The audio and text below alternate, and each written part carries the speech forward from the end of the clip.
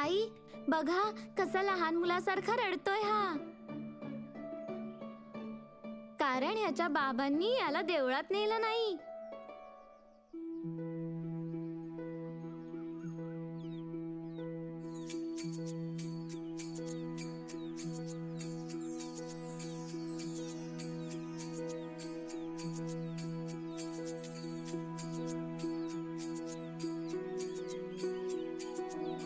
तात्या, खंडोबारायाच्या पूजेत काय आवडतं तुला?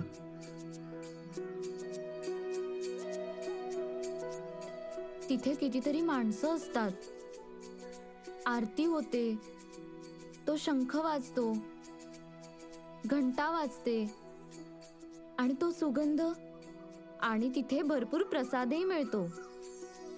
आणि ते सगळे मिळून आरती करतात आणि दिवे लावतात.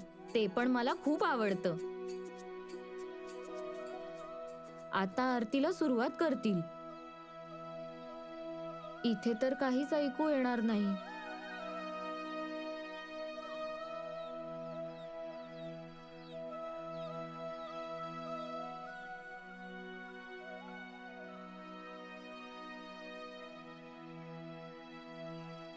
काय पाहतोयस तात्या? खंडोबारायाला. खंडोबारायाला? हो, ते आकाशात राहतात ना. बरे गोष्ट सांगता त्या. जर त्या आकाशात राहणाऱ्या खंडोबारायाला आरती ऐकू जाईल, मग आपण तर देवळाच्या फारच जवळ आहोत. तुला आरती का नाही ऐकू येणार? ते तर देव आहेत ना, त्यांच्याकडे शक्ती असते लांबचं ऐकू येण्याची. देवाची शक्ती नाही, भक्ताची भक्ती. कारण देव भक्ताच्या मनात वसतो, इथे. आणि म्हणून तो आरती ऐकतोही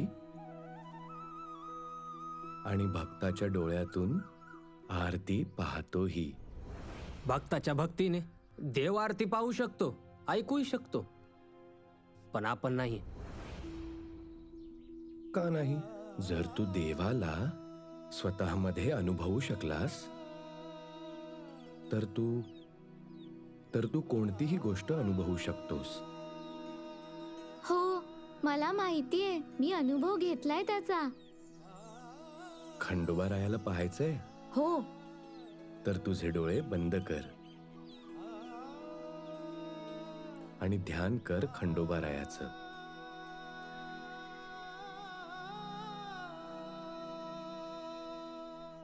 तात्या तात्या, शंखनाद ऐकू आला का? मला तर ऐकू आला आता. मला इथे बरेच दिवे दिसतायत, आरतीचे दिवे. कापूरचा सुगंध आणि फुलांचाही.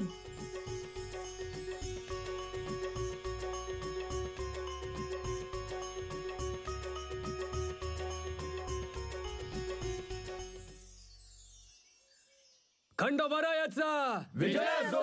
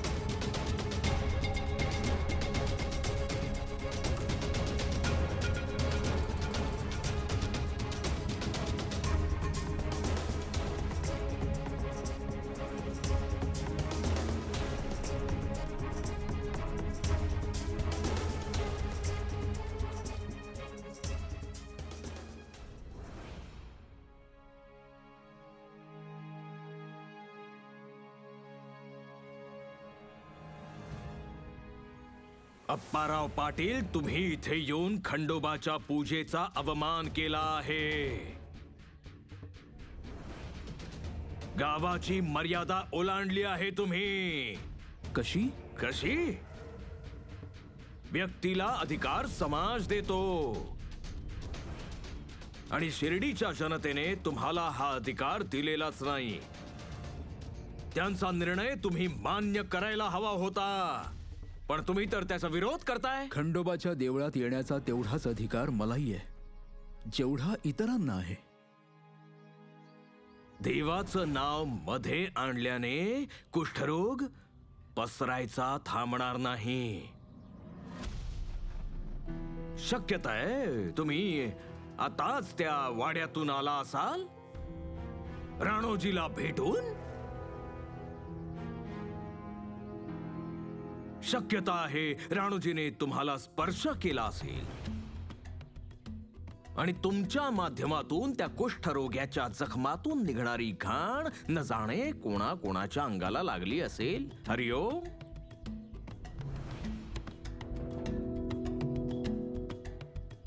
गंगारामजी, तुमच्या मुलाला काही झालं तर मग?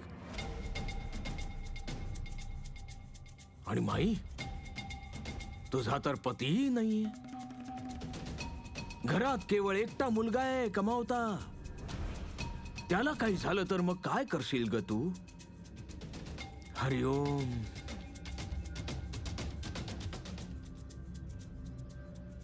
अप्पाराव पाटील, तुम्ही इथून निघून जा. आम्ही तुमचा लय आदर करतो, पण जेव्हा मुद्दा सुरक्षेचा येतो तेव्हा मुळीच नाही. तुम्ही सगळे समजून का घेत नाही? हा रोग असा पसरत नाही. परंतु तुम्ही का समजून घेत नाही अप्पाराव की लोकांना त्यांचा जीव संकटात टाकायचा नाहीये. रोग आहे. आवश्यक तर नाही ना की एकाच दिवसात पसरेल. शक्यता आहे की या रोगाची बाधा कोणाला झाली असेल पण लक्षणं दिसायला वेळ लागेल. शक्यता आहे की तुम्हीच हा रोग घेऊन फिरत असाल.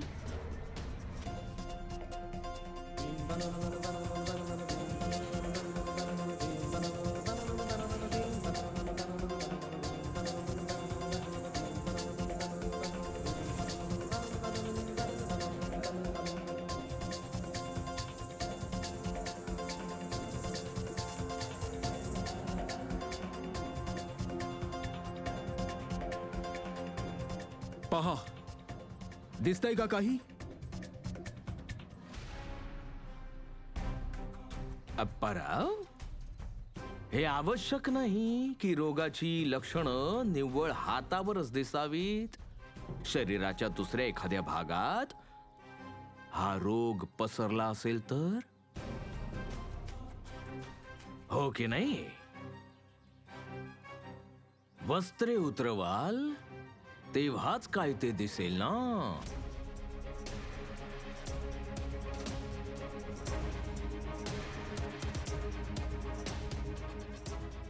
हो की नाही? आप्पा पाटील, तुमचा सदरा काढा आणि दाखवा आम्हाला. हो हो,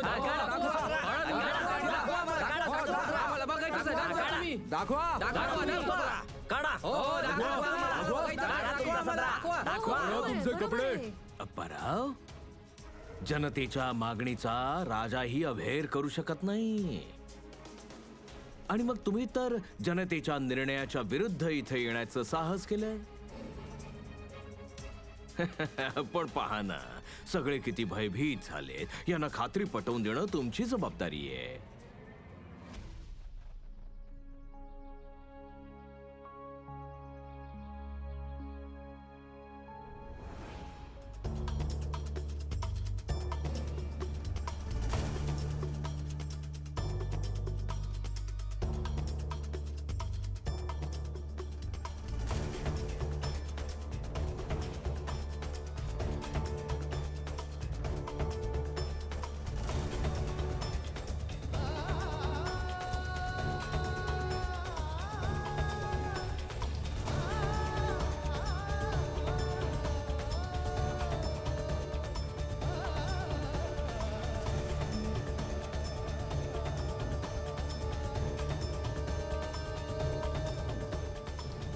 थांबा.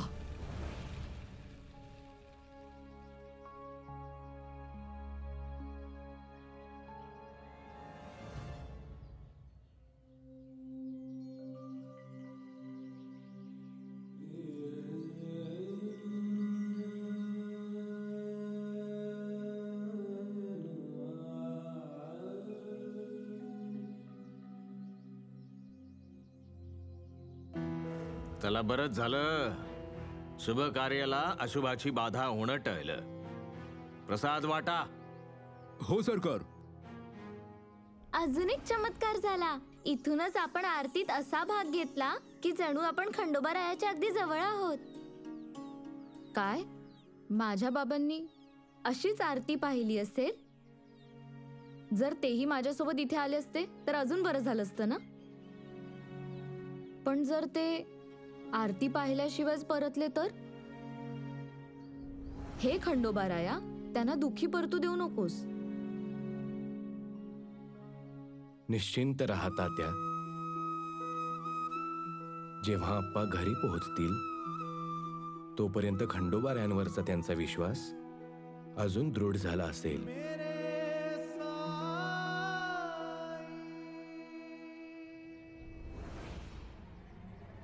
थांबव. अशा बघण्याला काय अर्थ आहे?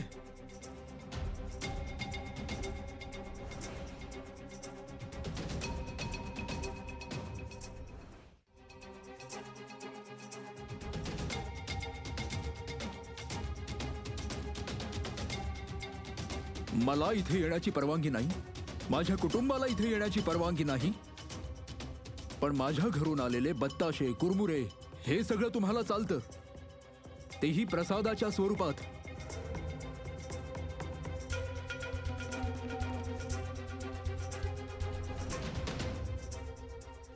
प्रसाद वाटण्याचं सामर्थ्य केवळ तुमच्याकडेच नाहीये या गावामध्ये.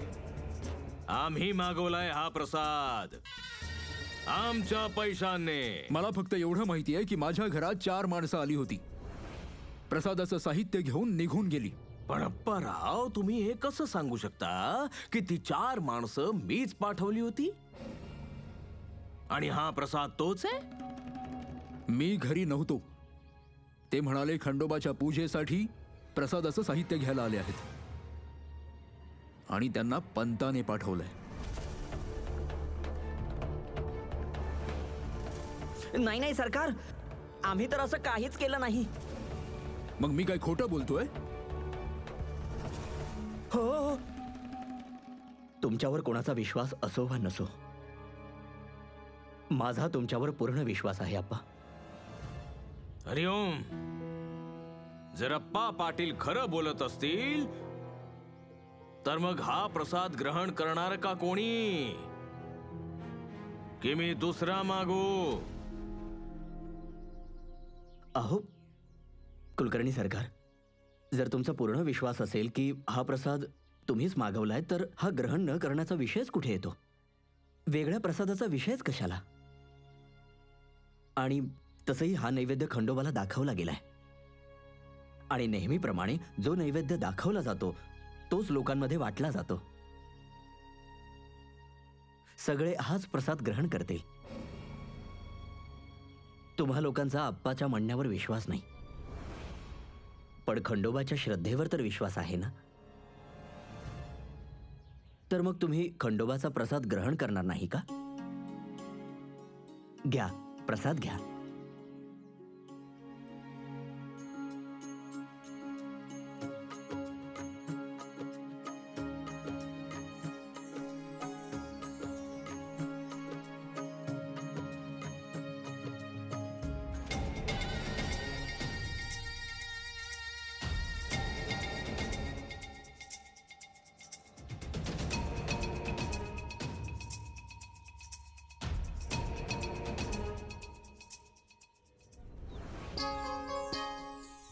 जेवढी दृढ श्रद्धा तेवढीच मोठी परीक्षा, तेवढंच मोठं संकट.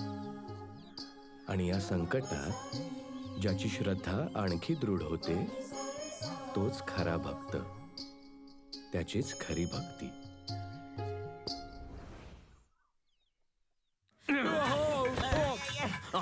नाक कापलं, नाक कापलं.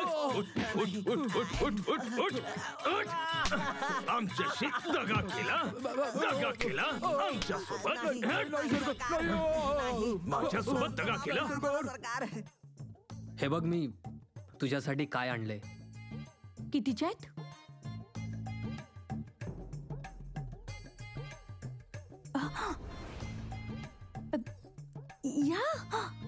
या कुठे मिळाल्या तुम्हाला? आवडल्या ना? खूपच. मी माझं वचन पूर्ण केलं, आता तू तुझं वचन पूर्ण कर. चिव माझ्यासोबत चल. अरे देवा, माझ्या जाळ्यात अडकली मी. आता काय करू?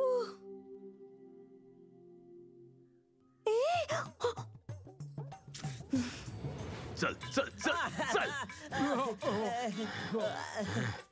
मला वाटतंय आता मुदगल उचलण्याच्या स्पर्धेतही तुम्ही दोघं आमचं नाक कापणार. नाही नाही नाही सरकार, ती जिंकून तुमचं नाव उज्ज्वल करू सरकार. निघून जा, माझ्या नजरेसमोरून निघून जा. चल चल चल लवकर चल. हरिओम हरिओम हरिओम. रुक्मिणी, लिंबू पाणी आण. सरकार, एक गोष्ट सांगायची होती तुम्हाला. मला आणि चिवला आता घरी जायचंय. चालते वा, आत्ताच्या आत्ता चालते वा. हिच्याशी विवाह यासाठी केला नव्हता ना की हिला इथे सोडून जाल. जा. हरिओम. रुक्मिणी, बघ, आता तर तुझ्या दादांनीही परवानगी दिली आहे. चल चिव, सामान बांधून निघूया आता घरी. नाही, अजिबात नाही. आधी मला हे सांगा की या बांगड्या तुमच्याकडे आल्या कुठून? तुमची तर लायकीही नाहीये या घेण्याची. बरोबर, या नक्की तुम्हाला वहिनीनेच दिल्या असणार, हो ना?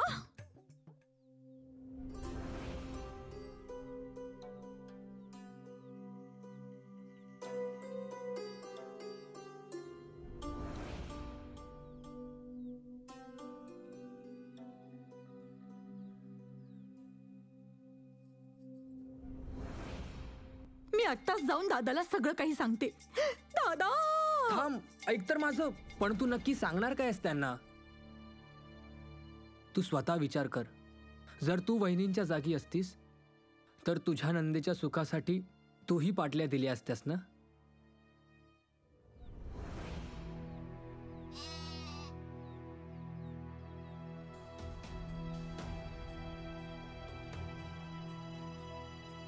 काल कुलकर्णी सरकारांनी यांची काय लाच काढली ना?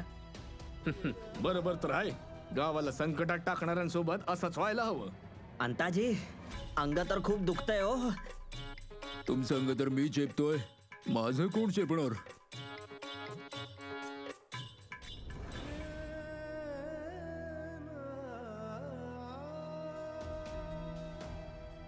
हा तर मी काय म्हणत होतो अंताजी, पुरुषाला घराचा, कुटुंबाचा स्वामी झालं पाहिजे.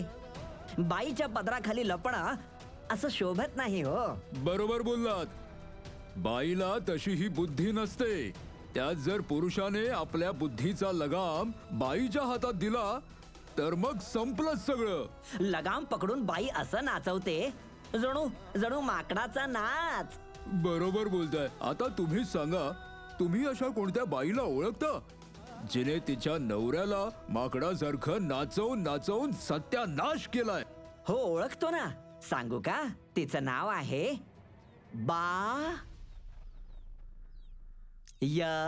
बस, तुम्ही मर्यादा ओलांडली आहे. माझ्या संयमाचा बांध तोडलाय. थांबा अप्पाराव, तसंही गावाने वाळीत टाकलंय तुम्हाला. याचंही उल्लंघन करू नका, नाहीतर यापेक्षाही मोठी शिक्षा देतील कुलकर्णी सरकार.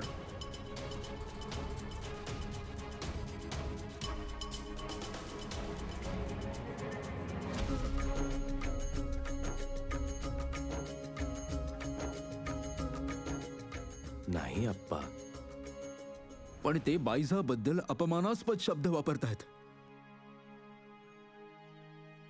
भाईजाईसाठी नाही, यांना स्त्रीची महानताच समजत नाही. स्त्रीची शक्ती, तिच्या बलिदानाचं महत्व नाही माहीत या दोघांना. हे समजू शकणार नाहीत की स्त्री ही दुर्गा आहे, स्त्री ही सरस्वती आहे, स्त्री ही लक्ष्मी आहे. आणि जो स्त्रीचा आदर करू शकत नाही त्याचं आयुष्य त्याच्यासाठी एक दिवस शाप होऊन जाईल. पंताजी, कोणाच्या आयुष्याला शाप लागलाय यावेळी? तो जो स्वतंत्र आहे इथे, ज्याचं आदरातिथ्य होतं, की त्याचं ज्याला वाईट टाकलंय आता पुन्हा पुन्हा ज्याचा अवमान होतो?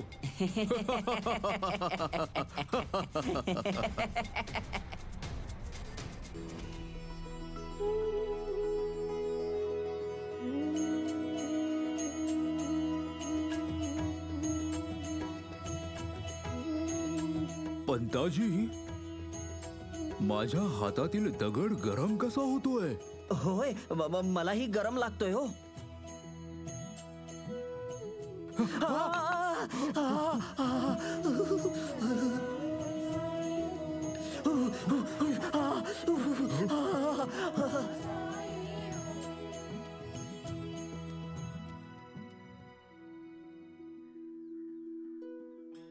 अप्पाराव, जेव्हा वेळ चांगली नसेल तेव्हाच संयमाची खरी गरज असते. मन शांत ठेवण्याची गरज असते. आणि राहिली गोष्ट अपमानाची, तर अपमानाची भीती तर तिथे असते जिथे सन्मानाची इच्छा असेल. आणि जिथे सन्मानाची इच्छाच नाही तिथे अपमानाचा प्रश्नच कुठे येतो?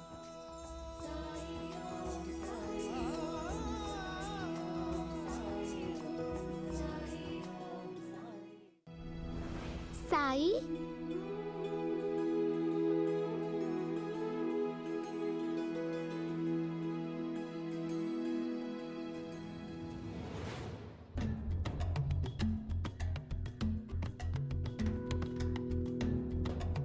दगड एवढा गरम कधी झाला कळलंच नाही.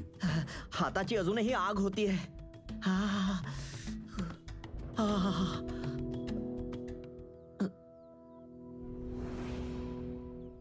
तो बा, वाईट टाकलेल्यांचा सर्वात छोटा नमुना.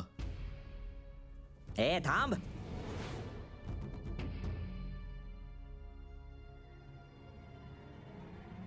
अहो अंताजी, अहो पंताजी,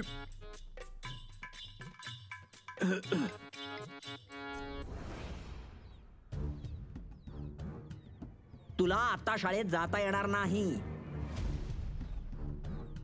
का का जाता येणार नाही?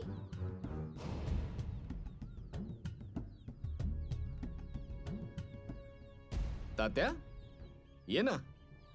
तुम्ही याला शाळेत शिकवू शकत नाही, समजलं? गुरुजी, आता माझ्या शाळेत येण्यावरही बंदी लागणार का?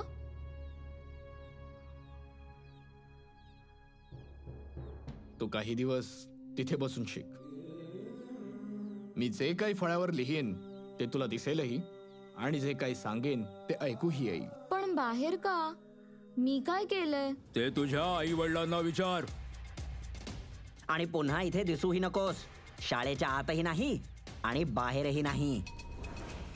विद्यार्थ्यांना जे काही सांगायचंय ते मी सांगेन, तुम्ही नाही. आणि गावाचे नियम मलाही ठाऊक आहेत. आणि कोणताही नियम असं सांगत नाही की शाळेच्या बाहेर बसू शकत नाही. जर अर्जुन नाही तर एकलव्य होऊन तात्याला शिक्षण घेण्यापासून कोणीही रोखू शकत नाही.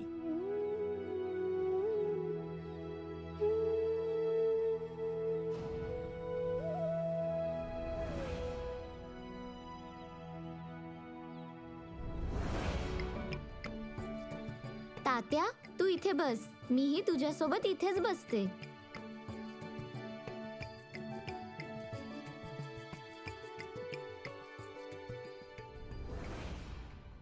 या पंताजी.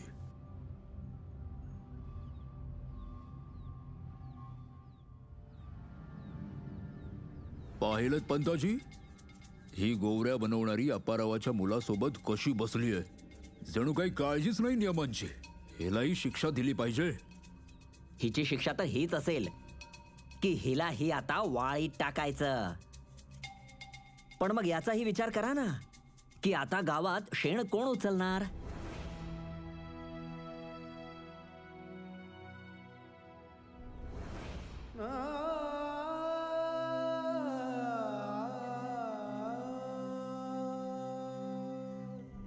जेव्हा वेळ चांगली नसेल तेव्हाच संयमाची खरी गरज असते. मन शांत ठेवण्याची गरज असते. इतक्या वर्षात पहिल्यांदाच एवढं चांगलं पीक आलंय. मग ही कसली परीक्षा. पाहिलं शेठजी, हे काही माणूस मिळत नाहीये त्याला कापणीसाठी.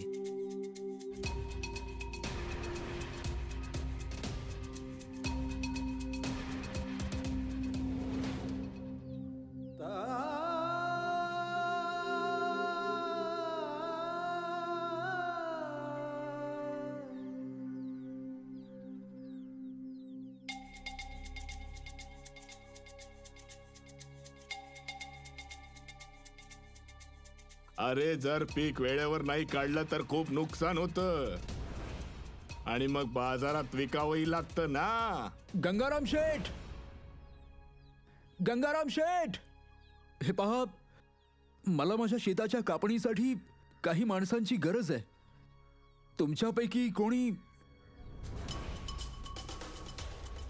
ए ऐका रे, जर कोणी माझं काम सोडून दुसऱ्या कोणाच्या कामात मदत करण्याचा प्रयत्न केला तर परिणाम चांगले होणार नाहीत.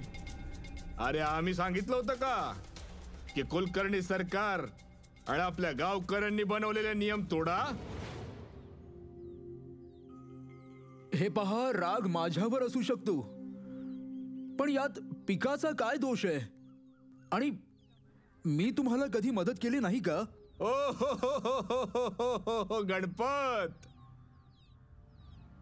म्हणजे आम्ही तर उपकारांच्या ओझ्याखाली दबलो. कोण आहे आज इथे ज्याला उपकारांची परतफेड करायची आहे. गंगाराम शेठ, मी उपकारांबद्दल कधी बोललो. अरे गावच्या पाटलाचं तर कामच असतं ना लोकांना मदत करणं. ही त्याची जबाबदारी असते, नाहीतर तो गावचा पाटील कसला. पिकांची जर वेळेवर कापणी झाली नाही तर मी उद्ध्वस्त होईन. माझा उदरनिर्वाह कठीण होईल. एक गुण पीक कापल्यावर मी 5 चांदीची नाणी देईन.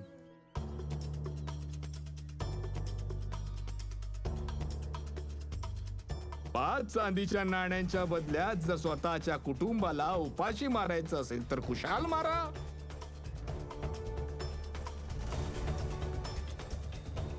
आप्पासाहेब, आमच्याच्यानं नाही व्हायचं. माफ करा आम्हाला.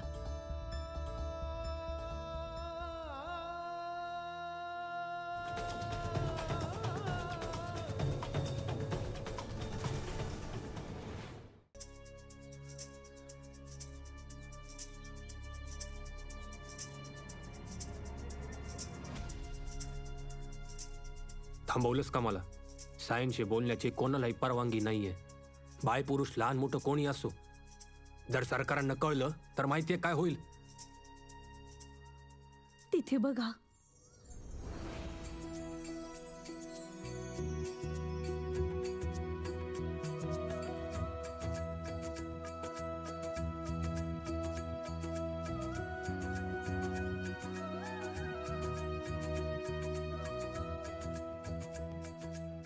राम तुमचं भलं करो.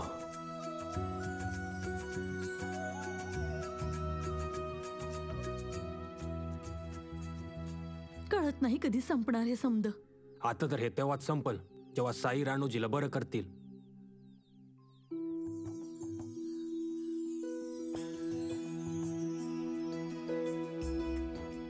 हे काय आहे. हा खेळ मला साईंनी शिकवलाय. आता मी तुला शिकवणार. हा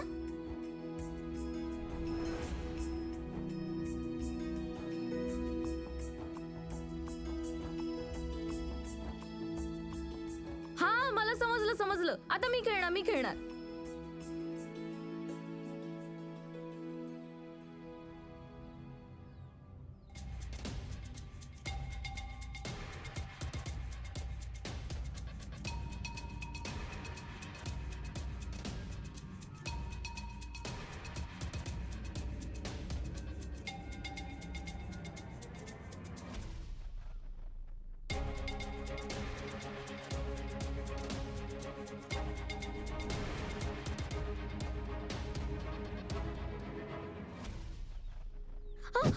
ऐका,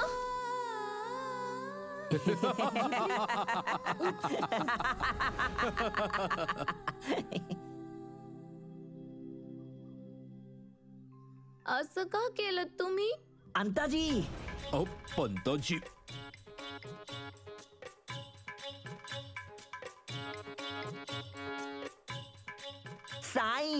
साई काय म्हणत असतेस ग? तुला माहित तरी आहे का याचं नाव घेणं किती दंडनीय आहे? मग तर तुम्हालाही शिक्षा मिळाली पाहिजे. तुम्ही आता साई साई म्हणालात ना.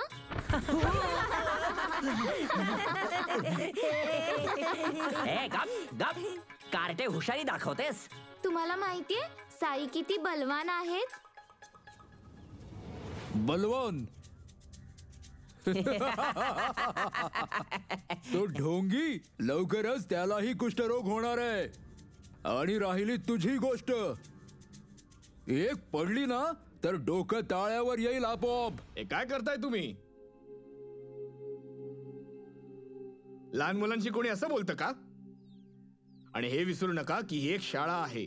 याच्या आपल्या काही मर्यादा आहेत. वृद्ध असो वा मूल, या शिर्डीचा शत्रू त्या साईची जो कोणी साथ देईल त्याला परिणाम भोगावा लागेल. तुम्ही दोघे आहात शिर्डीचे शत्रू. तुम्ही दोघे आहात दुष्ट, ढोंगी. खूप गर्व आहे ना तुम्हाला तुमच्या ताकदीचा? साई म्हणतात की माणसाला ज्या गोष्टीचा गर्व होऊ लागतो ती गोष्ट त्या माणसापासून आपोआप दूर जाते. तुम्ही माझ्या गुरूंचा अपमान केलात ना. आता बघाच कशी तुम्हाला शिक्षा मिळते ते, आणि नक्कीच मिळणार.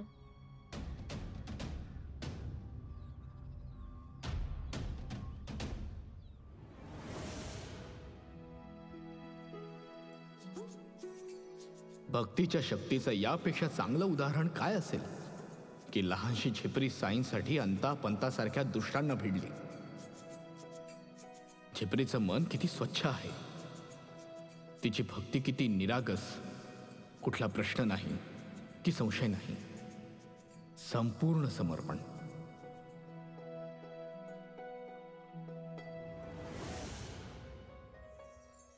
संपूर्ण समर्पण असेल तरच श्रद्धा संपूर्ण होऊ शकते. आणि भक्तीमध्ये कोणताही किंतु परंतु नसतो. फक्त एक विश्वास असतो, एक खात्री. आणि त्या खात्रीच्या समोर काहीच टिकत नाही.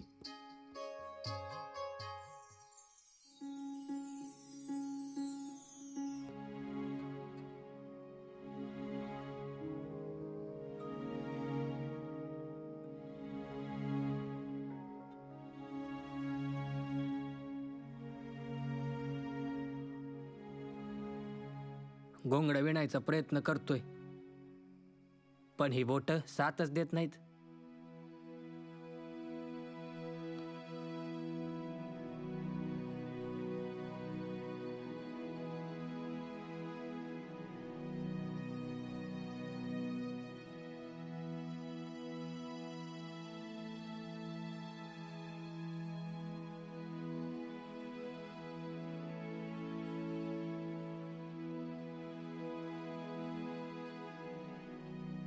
विड्याचं पान हवंय मला, तुझ्या बोटांवर बांधण्यासाठी.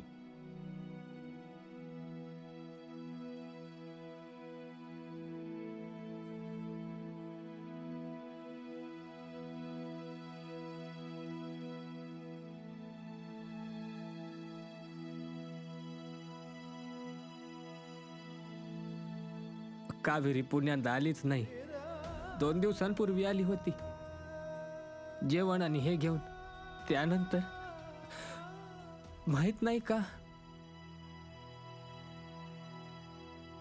विड्याचं पान इथे तर नाही मिळायचं. पण माझी अवस्था तरी कुठं सुधारल्या.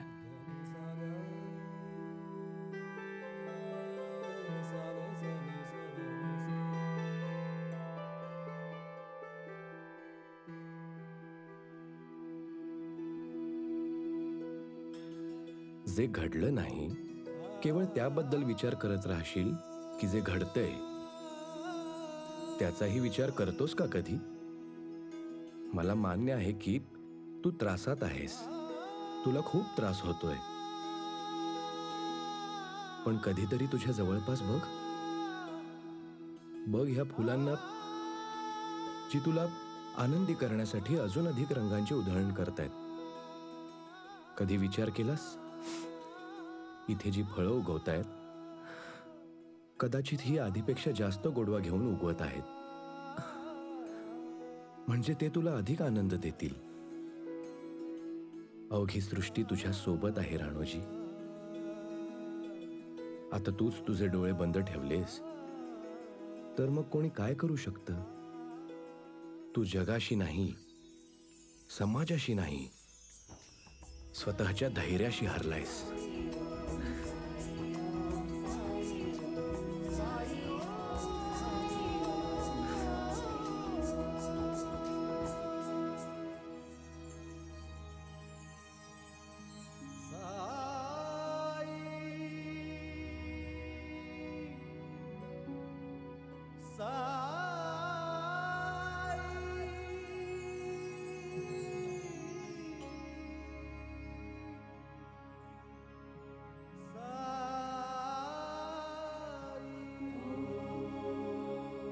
आभारी आहे.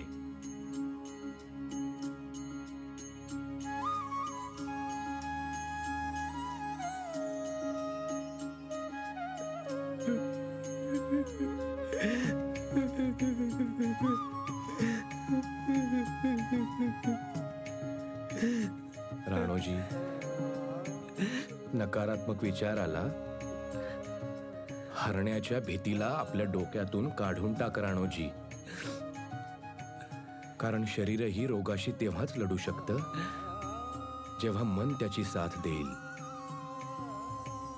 आणि ज्या चमत्काराबद्दल तू बोलतोयस ना, तो चमत्कार फक्त तुझ्यातच घडू शकतो, फक्त तुझ्यातच.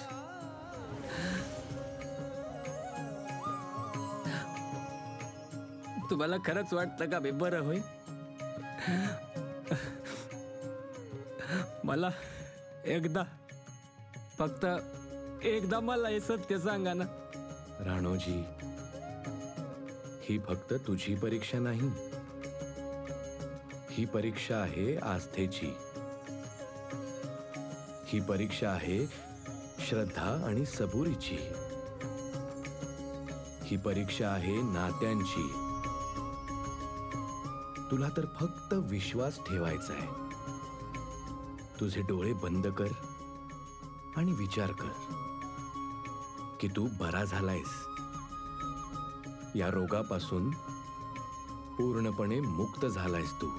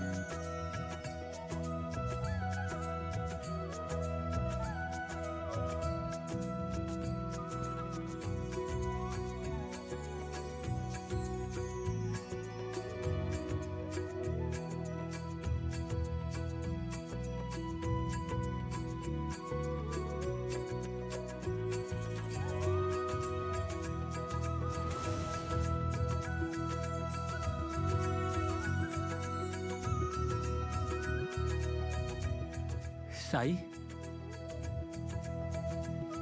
साई,